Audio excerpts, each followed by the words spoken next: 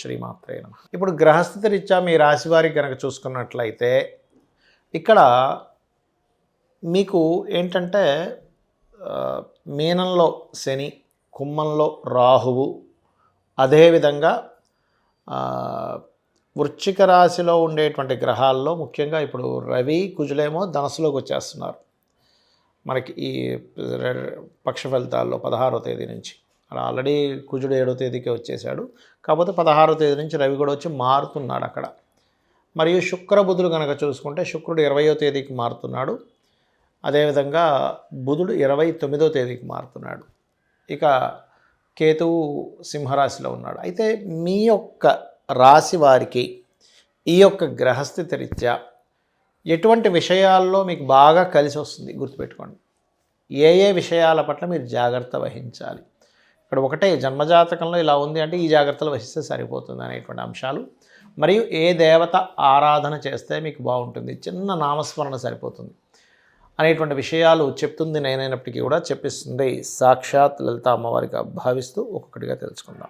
మిథునం వారి కనుక చూసుకున్నట్లయితే ప్రధానంగా రాశిలో గురువు యొక్క సంచారము మీకు జరుగుతుంది. దీనివల్ల కాస్త ఉద్యోగము, వివాహ సంబంధించిన విషయాలు, జీవిత భాగస్వామి, లైఫ్ పార్ట్నర్ ఆర్ బిజినెస్ పార్ట్నర్తో ఉండేటువంటివి ఏవైతే ఉన్నాయో ఆ యొక్క అంశాలు కొంత మీకు స్ట్రెస్ని ఇస్తుంటాయి, గుర్తుపెట్టుకోండి.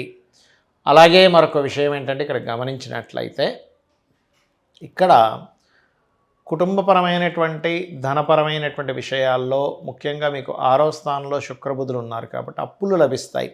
కాకపోతే స్త్రీలతో అనవసరమైనటువంటి గొడవల జోలికి వెళ్ళకండి దయచేసి.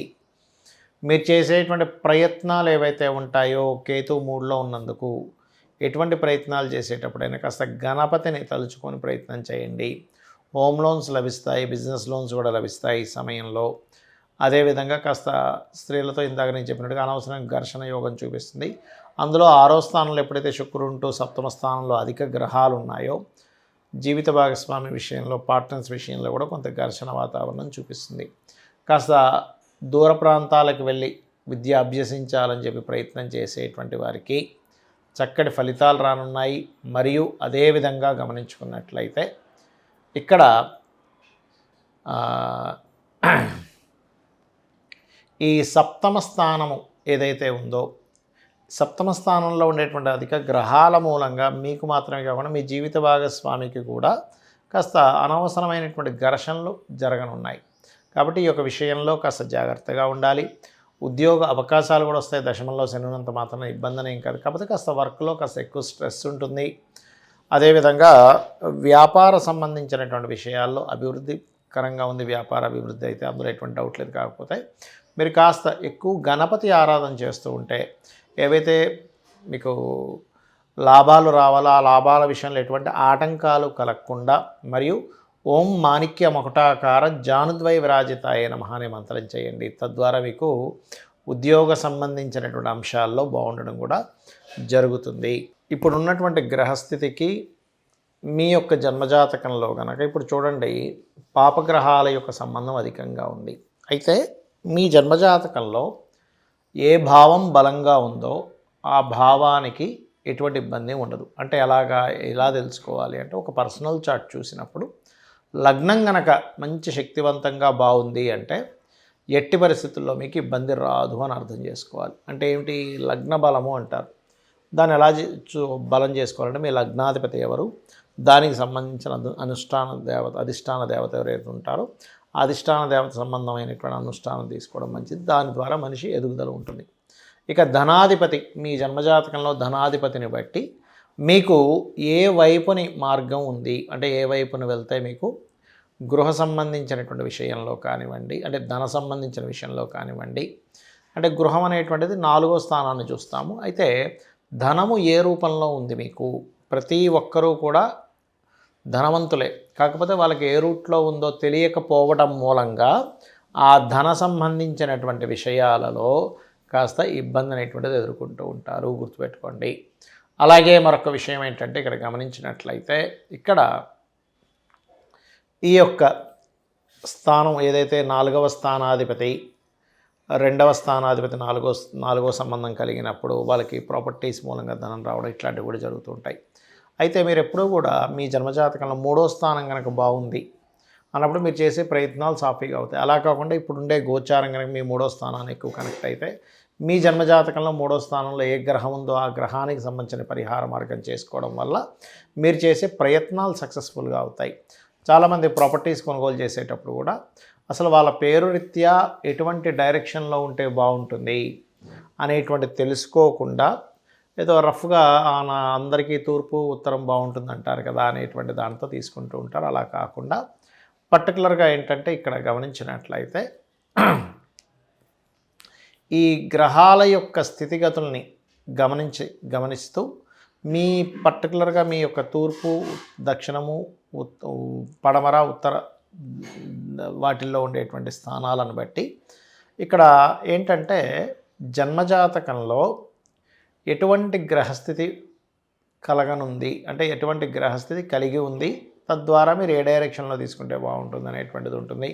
పంచమ స్థానాన్ని బట్టి మీరు ఏ దేవతను ఉపాసన చేసుకోవాలి, మీ యొక్క సంతానం యొక్క లైఫ్ ఎలా ఉంటుంది అనేటువంటిది కొంతవరకు మీ జాతకంలో కూడా తెలుస్తుంది. వాళ్ళ పర్సనల్ చార్ట్స్లో కూడా తెలుస్తాయి క్లియర్గా అయితే. బట్ మీ పర్సనల్ చార్ట్లో ఎందుకు ఆలస్యం అవుతుంది, అసలు ఆలస్యం అవుతున్నందుకు ఎటువంటి పరిహార మార్గం చేసుకుంటే మీకు సంతానం సంబంధించిన విషయాల్లో బాగుంటుంది. మరియు అదేవిధంగా గమనించినట్లయితే 6వ అధిపతి అంటే మీకు ఎందుకు అప్పులు ఎక్కువగా అవుతున్నాయి, ఏ సమయంలో మీరు అప్పు తీసుకోవడం మూలంగా మరింత అప్పుల్లోకి ఇరుక్కుపోతారనేటువంటిది కూడా జాతక చక్రంలో ఉంటుంది. ఎలా అంటే మీకు కనుక 6th హౌస్ నెగటివ్ ట్రిగర్ చేసేటప్పుడు ఎవరైనా అప్పులు చేస్తే కనుక వాళ్ళ లైఫ్లో ఇంకా అప్పు తీర్చుకోలేని స్థితిలోకి వెళ్ళిపోతూ ఉంటారు. బాగా లోతులు ఇంకా ఇవమ్మేసి రావుతూ ఉంటుంది. కాబట్టి అలాంటి సమయంలో ఎటువంటి పరిహార మార్గం తీసుకొని క్లియర్ చేసుకోవచ్చు. సహజంగా అప్పులు అనేటువంటివి ఏంటంటే ఎప్పుడు కూడా మంగళవారం చేయకూడదు, మంగళవారం తీరుస్తూ ఉండాలి. తీరుస్తూ కనుక ఉన్నట్లయితే మరింత అద్భుతంగా వాళ్ళకి సాగుతూ ఉంటుంది. అంటే అప్పులు తీర్చేసుకోగలుగుతారు, చక్కగా వాళ్ళ లైఫ్లో ఫైనాన్షియల్గా గ్రోత్ కూడా బాగుంటుంది. అదేవిధంగా ఇక్కడ మీకు ఏ సమయంలో వివాహం చేసుకోవాలి, జీవిత భాగస్వామి ఎలాంటి వాళ్ళు వస్తారు, అదేవిధంగా మీకు జాబ్ పరంగా కానివ్వండి, కెరీర్ పరంగా కానివ్వండి, బిజినెస్ పరంగా కానివ్వండి, ఇన్వెస్ట్మెంట్స్ పరంగా కానివ్వండి, దశమ స్థానము, లాభస్థానము, 12వ స్థానాలని పరిశీలన చేయాలి.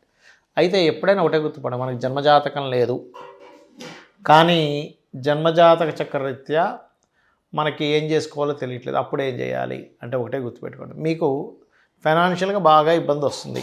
ఓం సంపత్కరీ సమారూఢ సింధుర వ్రజసేవితాయే నమః. అదేవిధంగా మరొక విషయం ఏంటంటే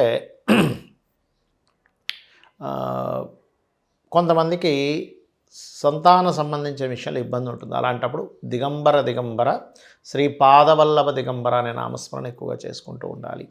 అలా కాదండి నాకు పలానా వివాహ సంబంధించిన విషయంలో ఎక్కువగా ఇబ్బంది ఉంది అంటే వివాహం అవ్వకపోగా అయినా సరే కొంతమందికి ఇబ్బంది ఉంటుంది. అలాంటప్పుడు ఆ వివాహం అవ్వట్లేదు అనుకునేటువంటి వారు ఓం కామేశబద్ధ మాంగళ్య సూత్రశోభిత కందరాయై నమః. వివాహం అయి కూడా నేను ఇబ్బంది పడుతున్నాను అనుకునేటువంటి వారికి ఓం శివకామేశ్వరాంకస్త శివా స్వాధీన వల్లభాయై నమః అనే మంత్రం చేసుకుంటూ ఉండాలి. అదేవిధంగా మరొక విషయం ఏంటంటే ఇక్కడ గమనించినట్లయితే ఈ యొక్క జన్మజాతకంలో చూసుకున్నట్లయితే ప్రతిదీ కూడా ఎలా ఉంటుందంటే మనం తెలియకుండా అసలు బిజినెస్లో బాగుంటుందా లేకపోతే కెరియర్ జాబ్ చేసుకుంటే బాగుంటుందా అనే విషయంలో సంశయిస్తున్నప్పుడు జన్మజాతకం లేనప్పుడు మీ మనసు జాబ్ల వైపే నాకు బాగుంటుంది అన్నప్పుడు మీకు జాబులు అనేటువంటివి ఏదైతే జాబ్ చేస్తుంటే తొందరగా దొరుకుతుంటాయి. మీకు ఎంత ప్రయత్నం చేస్తున్నా జాబ్ అనేది రావట్లేదు, ఎప్పుడూ ఏదో ఒక బిజినెస్ మూలంగానే ధనం వస్తుందంటే మీ జన్మజాతకం లేనప్పుడు మీరు బిజినెస్ లైన్స్లోకి వెళ్ళొచ్చు. అలాగే ప్రశ్న వేసుకొని కూడా ప్రశ్నాశాస్త్రపరంగా ఏ బిజినెస్ మనకు వస్తుందో కూడా తెలుసుకోవచ్చు. అయితే మనకి ఇవేమీ తెలియవు అని అనుకునేటువంటి వారు జాబ్ పరంగా మంచి గ్రోత్ రావాలి అంటే కనుక మీరు ఓం మాణిక్య మకుటాకార జానుద్వయ విరాజితాయై నమః. అదేవిధంగా ఓం ఇంద్రగోప పరిక్షిప్త స్మరతూనాభజంగికాయై నమః అనే మంత్రం చేసుకుంటూ ఉండాలి. ఇవి కనుక చేసుకుంటూ ఉన్నట్లయితే ఖచ్చితంగా మీకు బాగుంటుంది, అందులో ఎటువంటి సందేహం లేదు. జ్యోతిష్ శాస్త్రాన్ని ఏదో మూఢనమ్మకంగా కాకుండా అదొక శాస్త్రము అంటే మనకి రూట్ చూపించేది అనేటువంటి భావంతో తెలుసుకుందాం. అమ్మవారి యొక్క అనుగ్రహాన్ని మనం పరిపూర్ణంగా పొందుదాం. శ్రీమాత్రే నమః.